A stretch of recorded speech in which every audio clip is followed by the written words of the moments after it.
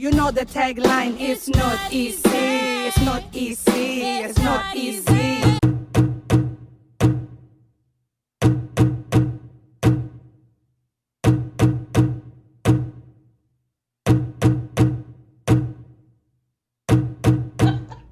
So I can how I had G something. Oh my goodness, is this through? Is that how I had you at your crew? They call me how I had G. In these streets, I'm a certified G. Not as in gangster, but gob, don't you see? Yup, that's me.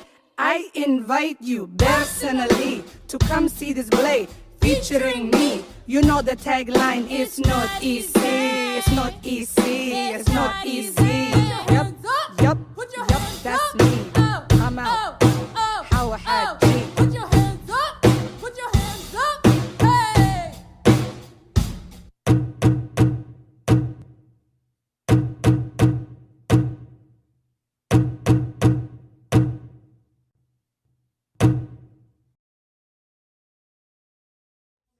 He'd been at quite a few different schools, and when he came here, I was like, yeah. Want to paint a mural? Sure, let's paint a mural. So we painted this mural, and it's to represent that this is the kind of school that you break out of the normal schools. It's like breaking out of prison. So your student did this? Yeah, well, a few students.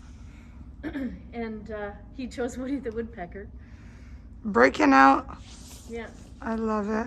And yeah, so we just put it up last week on Friday. This is beautiful, Mary. Yeah, it's pretty cool. It's nice. It's nice to have a nice big painting when you want. Is art school? If I had my ways, it would be an art school only. Welcome back to our channel. How's everybody doing? My name is Habiba Ali. I'm really excited to be with you all here today. I have a wonderful guest that I'm really excited to introduce to all of you, but I'm going to have her introduce herself because there's nothing better than someone telling their own story. Mary, this is Mary. Tell them a little bit about yourself. My name is Mary, and I'm a visual art teacher here at Frederick Banting Alternate Program, which is where we are at right now. We're in the house. I have been here for 12 years, teaching kids how to be creative and letting them be creative, and that is what I love to do. And not only does she love to do that, she's wonderful at that.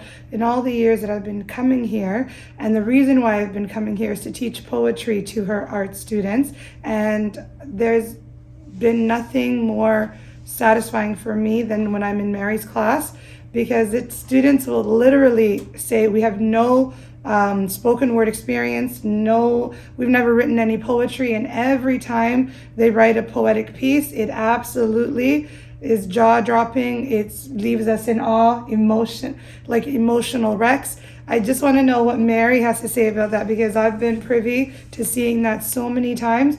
Mary, how has that made you feel whenever the students are like, I don't know how to write?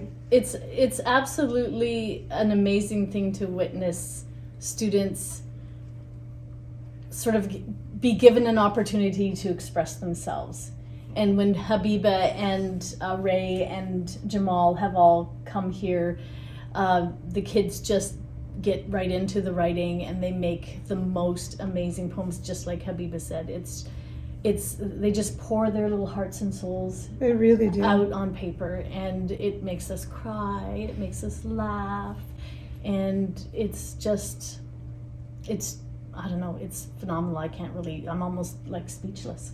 No, and honestly, why I keep coming back every year, even though for 2 years because of the COVID, we didn't have this program. It's with the Blueprint Pathways, and it's given the youth an opportunity to learn and write spoken word, but it gave us the opportunity as facilitators to have that human connection with young people, to see where their minds are at, where their hearts are at, what they're into, and absolutely just how far you can go with the literary word. Yeah. And the way they describe themselves, you get to see the characters that they are and what they strive for, what they want to be, their ambitions. So much comes out in their writing. Yeah. And Mary, what I want to ask you is, how did your classroom get to be the class that hosts this, our program? I just want to know the history of it. Well, I was the one that contacted Buddha to bring Blueprint to Banting, and it was through Blueprint that we met Ray, and then through Ray that we met you and Jamal and Candace. Yeah. And we were given the opportunity to further the spoken word experience. And so there were extra workshops after the Blueprint workshop happened. And that's where you came in, and Jamal came in, and Candace came in along with Ray, and just, I think the most important thing is that the kids felt so comfortable with all of you. So when you were sharing your own experiences and sharing your poetry with them, I think it was so inspiring for them to see that. And then sort of gave them the right permission, even, if you will, to be able to express themselves, because your poetry is so personal, and you also have a really fun way of performing your poetry when you take on your other persona. And I wonder who that can be. I don't know. What's Mary talking about? And that humor that you inject in it, and the with the glasses and everything, it's the kids love it. The kids relate to it, and they say, I can do that too. Right? Absolutely. And I think it's really amazing. It's such a great thing to see and be a part of. And the environment of this class is so welcoming that every single time I see the youth either in the community, some of them have had me on Instagram. Follow us on IG at It's Not Easy. That's ITSNOTEA. 3 S's and a Y, no apostrophe in the it's. I know that sounds complicated. That's why it's called It's Not Easy. This is what Mary and I do. Mary is the coolest, most down woman you'll ever meet. I mean, I know this is not going to be my first visit with her. There's so many layers to Mary. And Mary, tell us what you do in the school. What's your role? So, like I said, I'm the art teacher here. I just, I feel so privileged to be at this school, because the students that we have, they come from all sorts of experiences. They come from trauma, they come from addiction, they come from mental health. And they just need people to care. They just need people who want people to believe in them, to care about them, to listen to them, and to let them be who they are.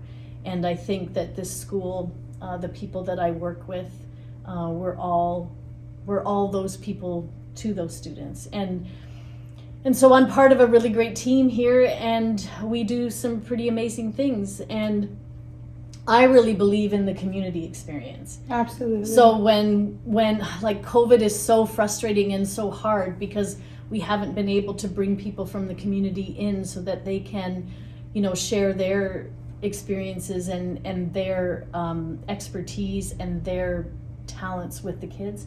So hopefully next year things will change. Absolutely. And we'll get you back, we'll get Ray back, we'll get Jamal back, or anybody back, and get some of that creativity flowing. I just think it's much more meaningful when students can have that real experience with people who are already out there doing amazing things.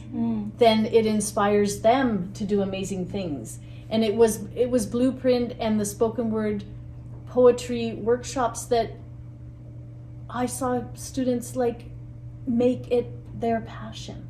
Absolutely. They never wrote a word.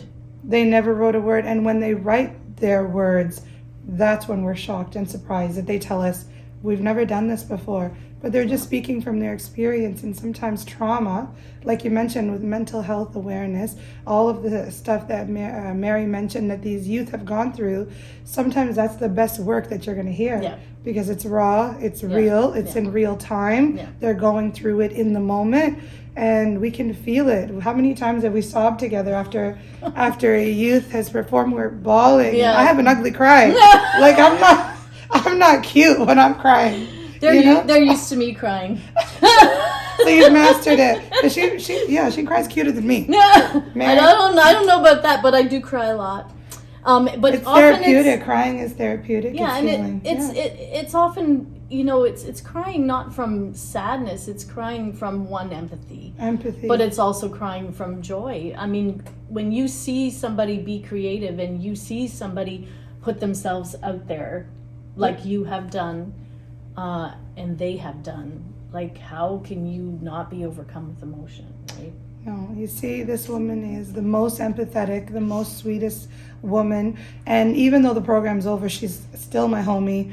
She's, just someone I can laugh with, someone that we can be on social media together. Because of COVID, we really weren't able to see each other as much as we would like to, or that we wanted to. So I just wanted to go back to what Mary was saying. And a lot of the reasons why I'm on YouTube for all of you guys is mental health awareness and advocacy. That's been one of my biggest passions.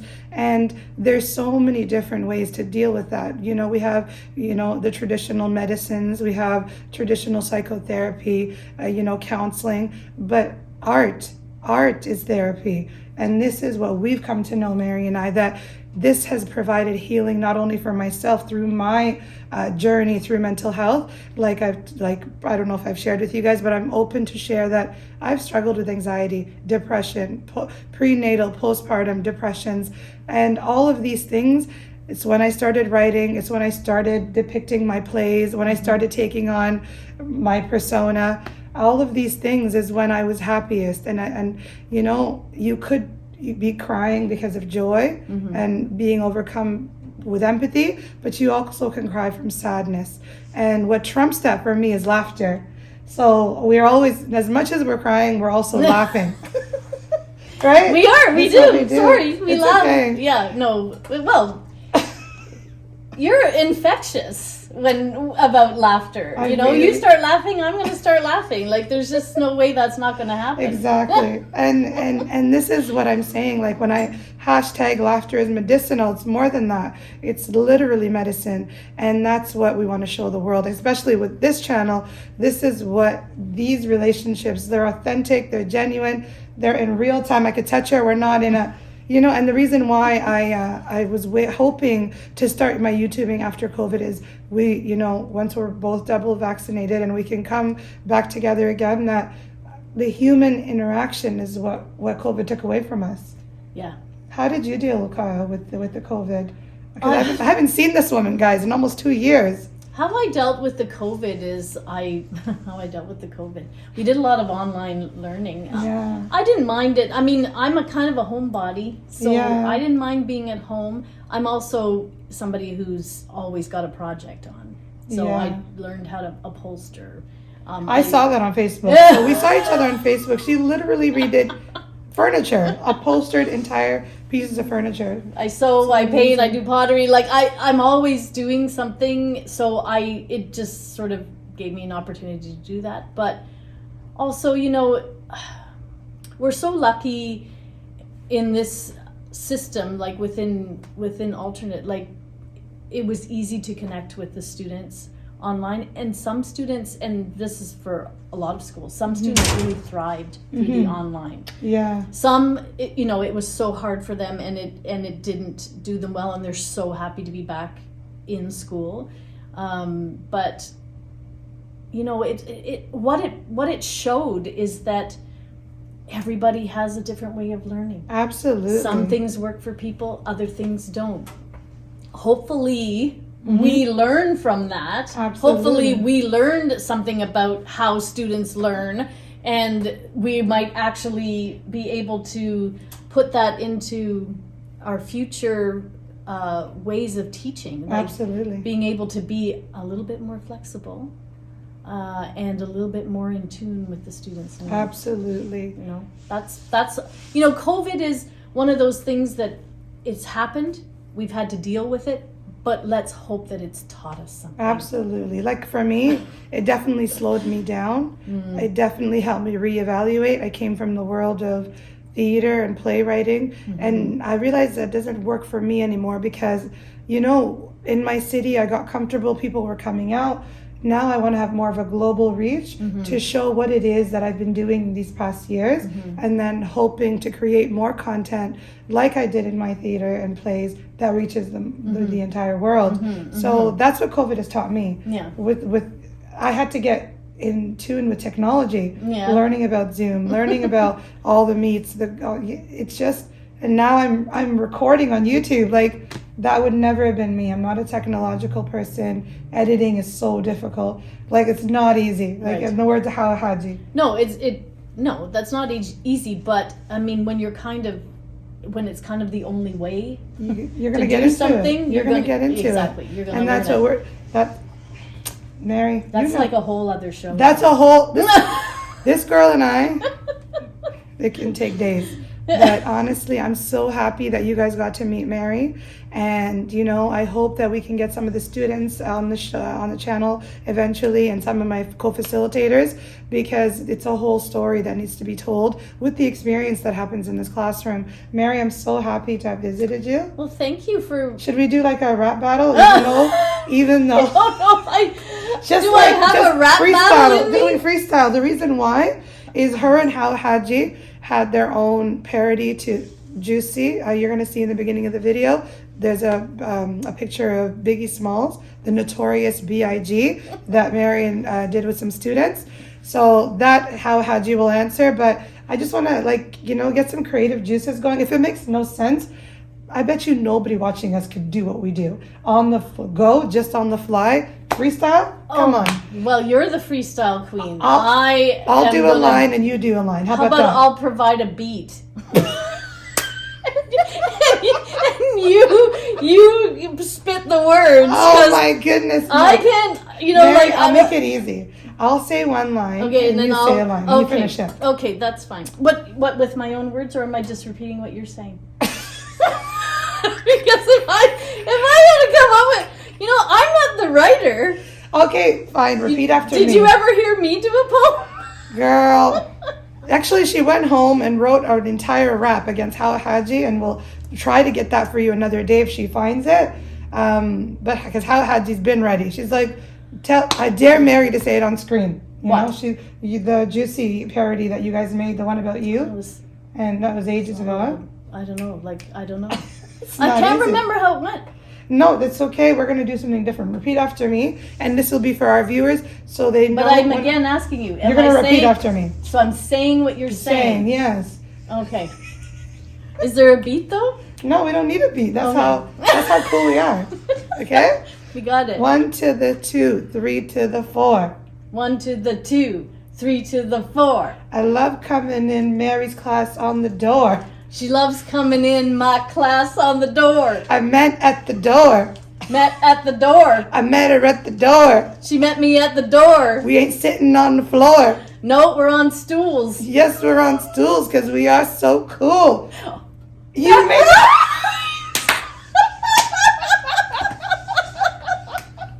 She said that rhyme. She did. I'm so glad I threw stool in there so that you could rhyme it with cool. I should God. have said schools because it's a true rhyme, right? Remember? Schools are cool because we're sitting on stools. OMG, that's you, me, and Mary. Yes, yes, yes. It's not easy in the words of who? Hawa Haji. Okay, can we do that one again?